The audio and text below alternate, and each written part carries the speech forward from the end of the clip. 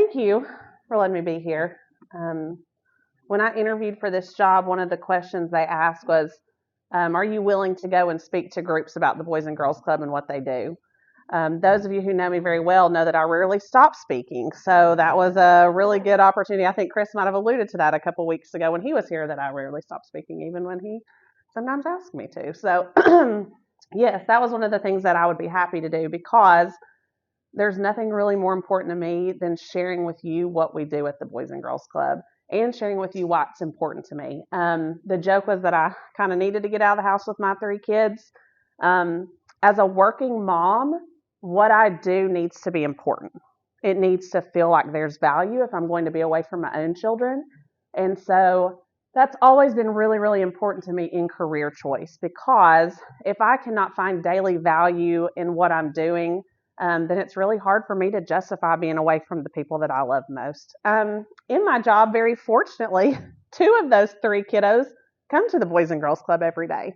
So they ride the bus, they get off the bus, they run upstairs like the crazy kids they are, throw their backpacks at me, and then run back down the stairs and then cry when I make them leave at 7 o'clock sometimes. So that's usually a sign that things are going pretty good if your kids want to stay. So I wanted to just play this through so you could see a little bit about what our kids do, what our staff does, but I didn't want to read from a PowerPoint for you tonight. And I can get off topic, so I made myself some notes. We'll see if I can stick to them. What we do was one of the first things that I wanted to talk to you about. Why do Boys and Girls Clubs exist? You and I, we all know that there are kids in our community who need us. Those needs look very different for different kids. There are certainly children who would not have dinner if it was not for the Boys and Girls Club. But there are also kids who have plenty, but have parents that work and don't really have anywhere safe to go after school.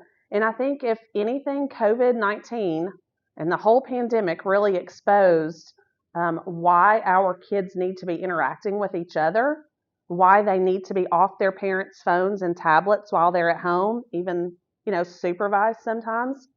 And so we really have seen what happens when kids don't get to interact. We've really seen what happens when kids don't have an additional mentor in their lives. There are many of us who were fortunate enough to, I played sports. I was also in FFA. So I had an FFA advisor. I had high school teachers. I had sports coaches who, beyond my parents, held me accountable every day at school. Taught me a lot of hard lessons. Didn't allow me to make excuses. A lot of the kids we get into the club don't have those extracurriculars. Maybe they're not interested in them yet. Maybe their parents can't afford the opportunity for them to participate in those things, or the transportation doesn't work out. And so I ask them, or ask you guys to think about, who is that extra mentor in their life that holds them accountable? Maybe mom and dad are working until 6:45. And so who's making sure kids are getting homework done? Who's talking about their day? Hey, you didn't get a smiley face on your kindergarten sheet today. What happened? Maybe parents don't have time to look at that. They're doing all they can to financially provide for their families. So that's kind of where we step in. We say that we bridge the gap sometimes. Unfortunately, what we've seen is that gap is widening for a lot of our families right now. And so how can we better serve? How can we better stand in that arena to help our kids? So right now, the Boys and Girls Club, and I don't want this to sound like a brag fest for me. I've been there like 60 days. So when I say things, I want you to understand this is my staff. This is the people who we have working there who are helping kids in our community. When I started, the building had 63 kids attending daily. We are Department of Education certified. When you're Department of Education certified, they tell you how many people can come in your site, like that you could fit in there and be within regulation, besides the fire marshal and all those other standards. We're Department of Education certified for 300. And you've seen our palace, right? It's beautiful. If you travel to other Boys and Girls Clubs, and Representative Hawk can tell you this, we have a Boys and Girls Club in Greenville that's not the prettiest building in the world. And before I left there, we were coming upon the end of an $8 million campaign to build a new facility that looks much like the facility here in Kingsport. I never want to go through an $8 million campaign again if I don't have to, okay? because you're asking people, on top of funding my operations and giving me donations to do what I do, can you also give me an additional donation to build a building? So I tell our staff all of the time who inherited this building, man, we are so lucky. We are so lucky that we have this facility to serve kids in. We have a computer lab, we have a learning center, we have an early education pod, we have a game room, we have an upstairs teen room, we have a full cafeteria. It looks like a school with a full service kitchen. I mean, man, 2 gyms. It's beautiful. And so as of today, our average for the month of November was 100 exactly kids a day. So we've grown from 63 to 100 pretty quickly.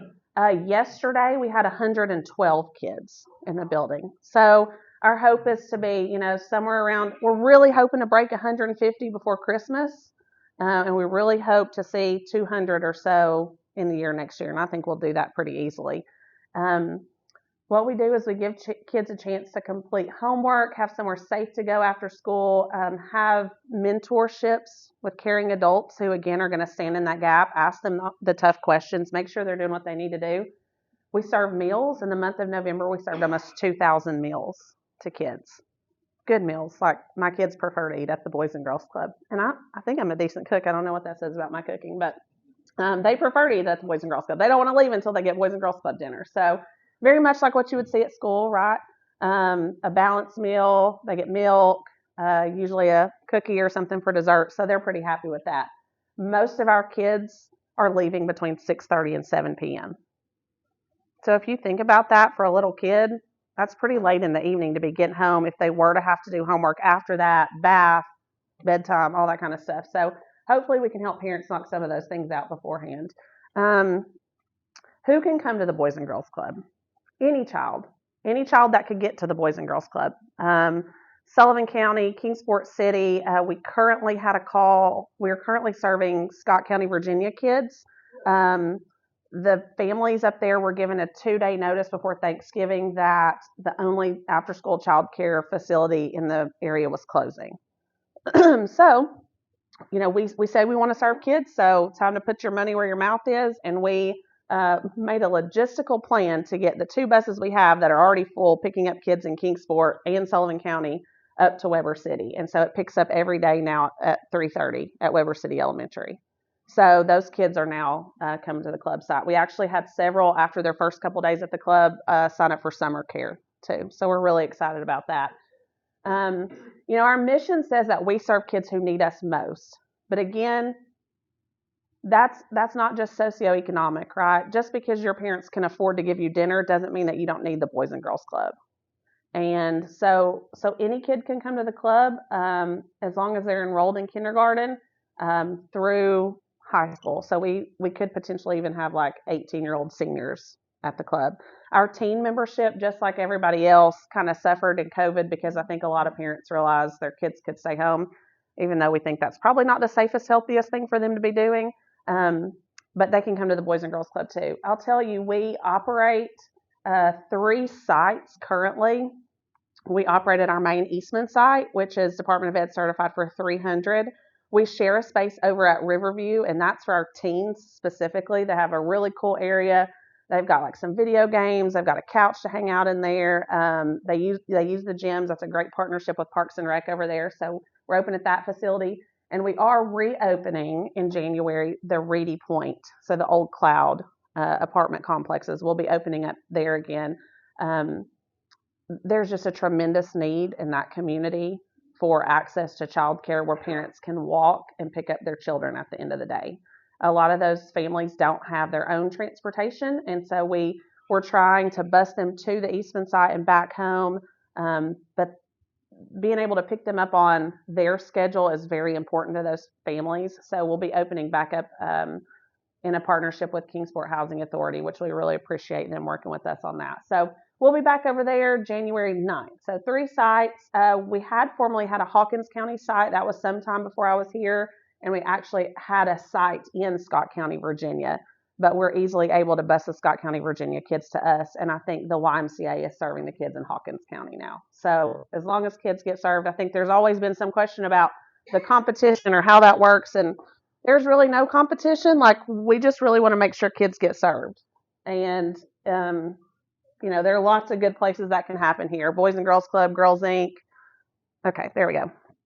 So, yeah, we're happy about that. So what's changing at the Boys and Girls Club? We're doing lots of exciting things. If you know anything about funding at nonprofits, which I'm sure lots of you do, a lot of our funding comes from grants. So with grants, there come deliverables, right? So if Governor Lee said, hey, if you take this money to help kids with education, here's how I want you to run this program. And so we've done that. We've done some after-school education program to help kids kind of catch up from their learning loss of COVID-19. We did some of that kind of stuff. After school tutoring is always available. We actually have a KCS employee, a teacher who comes every day after school, opens our computer lab, and his sole purpose is to help kids with homework. And so once they're done with that, they go back and join their age groups and rotate through all the fun stuff we do all day. Lots of STEM activities. Very fortunate that Eastman will come over and join us. Some of our banker friends will come over and talk money matters and planning, financial planning with kids, which, it starts as simple as understanding what's the difference in a want and a need. Because some kids believe they absolutely need the new PlayStation. They need that for survival. And so helping kids understand savings, helping them understand budgeting, but also helping them understand like donating, because that's a word that most of our children have only been on the recipient end of. And so what does that look like to be able to budget to give to others in the future? And so teaching our kids some of that's really, really important. We have an early literacy program. Our education coordinator, Nastasha Taylor, has been with us over 15 years. Her sole purpose is to run educational programs. Yesterday, one of our kids, whose mom also works in the building, he had been struggling with reading. Mom had been working with him at home a lot too. Yesterday, read his entire book with the exception of help on 2 words. And so, you talk about third grade retention laws and kids reading and comprehension, which that's a whole nother thing we could talk about. But are we helping kids with the things that impact their daily lives and impact our community? Absolutely. I see it every day. So who can come? All kids can come. What's changing? Lots of things, hopefully increasing our membership. One of the most important things for me is talking about increasing our community impact. So not every kid needs to come to the Boys and have band practice. They may be in mock trial. There's a lot of things going on that kids may be involved in. But how are we serving those kids in other ways? And so for us, that goes back to like, what are we doing on weekends? And so you guys had Coach Savage here a couple weeks ago, and he came and talked to you about ETSU. Coach and I worked Bruce Pearl camps together growing up at UT. And so one of my first calls when I was interviewing for the job, because he had just gotten the job at ETSU, was, hey, I get this job at the Boys and Girls Club. I need you to come and do some stuff for me. He goes, great. Who do I call to help you get the job? I said, oh, I don't know that you can call anybody, because I don't know if they care what you think, if I'm a good Boys and Girls Club director or not. Like, you haven't really won any games yet, so I don't know if you got that kind of pull. But if I get the job, I need you to do some things. And so he's like, yeah, absolutely, whatever you want. And so one of the first things was he brought over every player, every player. We didn't pay them. We didn't make any donations to ETSU. We didn't do anything. But he brought over every player on the men's team and did like a 4-hour clinic for free for any kid in the community. Yeah, and it wasn't just Boys and Girls Club kids. That was for everybody, right? And so that's the thing we have to get back to as a Boys and Girls Club too, is serving our community outside of just our doors. So not just the kids who need us after school or the kids who need us in summer, but what are we doing to provide a service for our entire community that's bigger than just that core mission? So that's really, really important to us. Hopefully we'll do a couple more of those. Something else that's changing, which is really, really interesting, and I think some of you may enjoy. Any of you guys ever go to Golf Amplified when it was behind Meadowview and play golf or use the simulator? Okay, well, you'll know that you probably know Golf Amplified's no longer there, but they had to do something with their items. And so we have inherited, very generously, all of Golf Amplified's simulators and putting equipment. And so because someone many, many years ago decided that golf probably is something that a lot of our kids don't have the opportunity to be exposed to, and it probably would be nice for our kids to have the opportunity, because how many of us know lots of business deals and friendships are made on the golf course? We have an entire room dedicated to a golf program for our kids. And in January, Precision Sports will be setting up all of Golf Amplified's stuff for our kids to start participating in a golf program. We also think that we will have lots of community folks who might like to come over and rent the facility or use the golf stuff. Really hope that our Dobbins Bennett kids and our middle school golf programs will come over and start training on that again as well, because they did that at Golf Amplified. So that's something that's really, really exciting. We have a staff of about 18.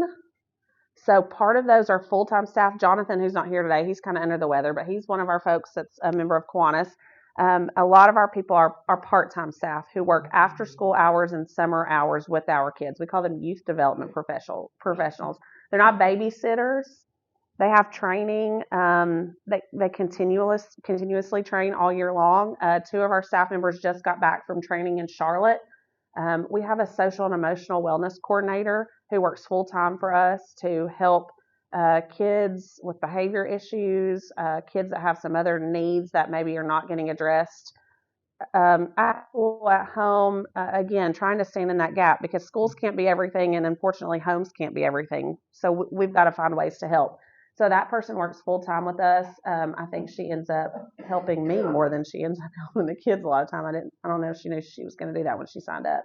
And so just offering those opportunities.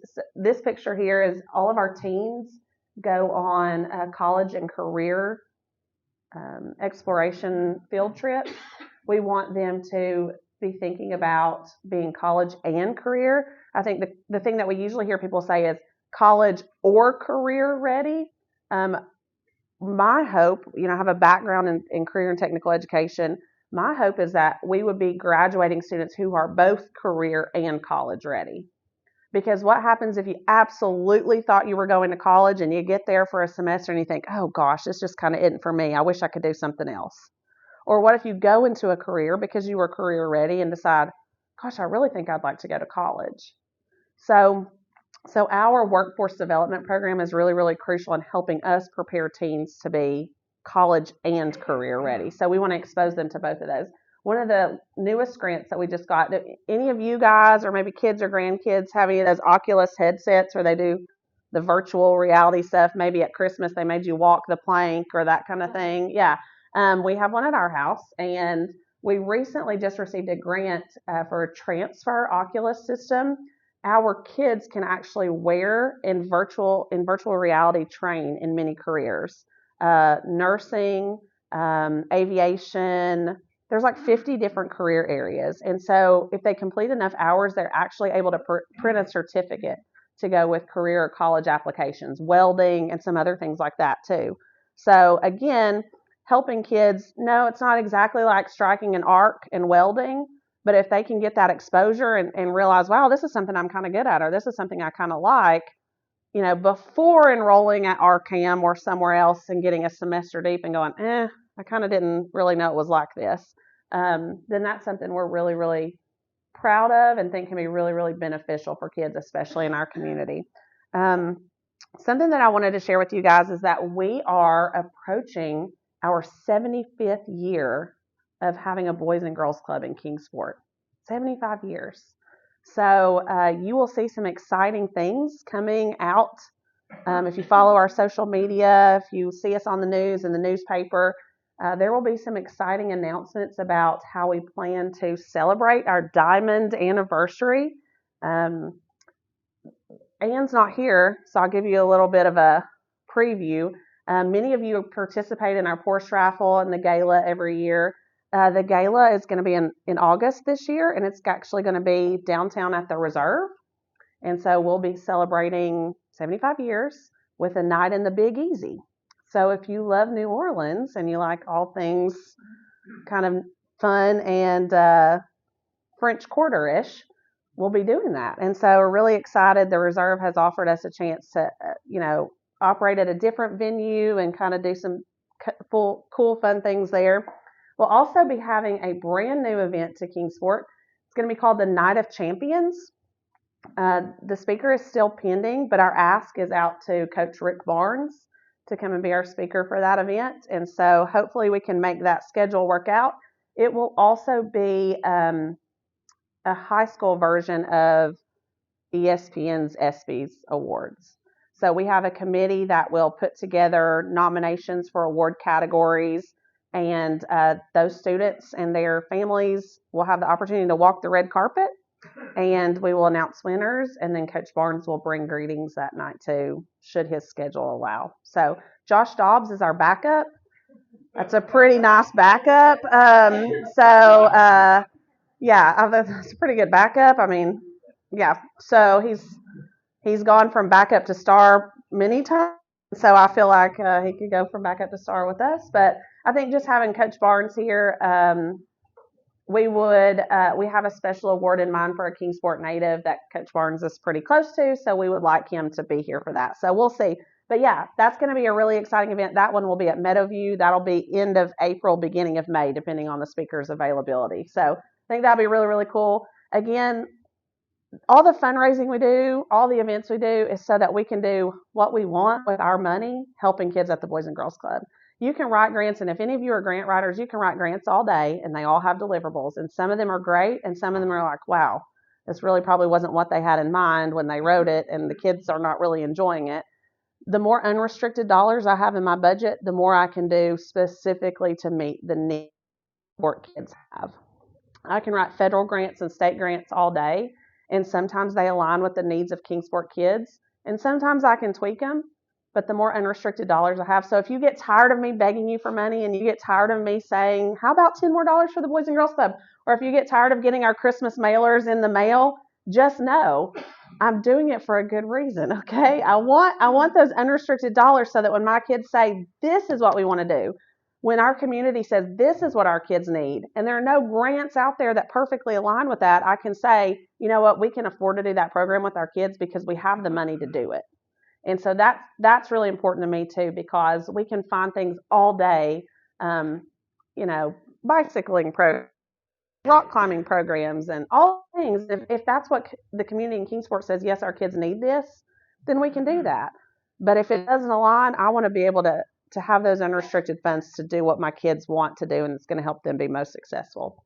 So the most important thing I think I can leave you with is, man, my staff does an incredible job. They care about kids. If you saw the Boys and Girls Club, it looks like Christmas threw up downstairs today. I mean, I think we've got 14 different 10-foot blow-ups inside. We've got a 12-foot Christmas tree. We have a Christmas elf named Clubby who is watching the kids closely. We're having a Christmas wrapping party. There are so many things that my staff does that people probably wouldn't even think about because they care about kids. They're constantly reinventing the way that they care for kids, the way they talk to kids, the way we challenge our kids, because kids are changing. And so it never gets past me how important the job is that they do and how much they take to heart and how much pride they take in it. So if you ever wonder if we've got a great staff, we do. The people that work with the kids are fabulous. And if you don't believe me and you'd like to come to the Boys and Girls Club, just call us and set up a tour. And we'd love to have you participate. We'd love to have you volunteer. We'd love to just have you come in and see what we do. I don't know, if you dress up like an elf or Santa or any of those things, like, that's that time of year. So you could do that. But our hope is that our 75th anniversary will be really special. The campaign will help us try to reach $75,000 and 75% more kids, both in total youth served with special projects and youth that are attending on an average daily basis. So I wanted to leave enough time for questions because I'm sure there are a few. And I think I've got, is that okay? 10 or 15 minutes for questions? So, okay.